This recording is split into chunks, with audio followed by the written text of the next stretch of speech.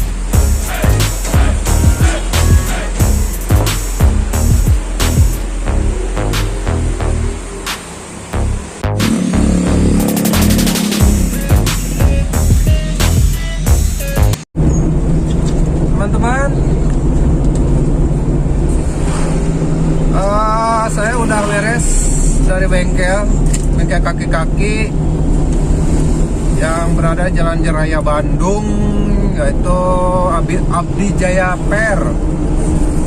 Saya ganti semua karet bos pernya, ganti semua karet bos per yang memang sudah pada rusak, sehingga lahar yang roda sebelah kiri yang depan diganti juga, bongkar semuanya. Rasanya jadi lebih enakan dari sebelumnya ya. Hitung total semuanya habis 600.000. Saya merasa puas karena keadaan mobil saya jadi stabil kembali. Sampai ketemu di video saya berikutnya. Assalamualaikum warahmatullahi wabarakatuh.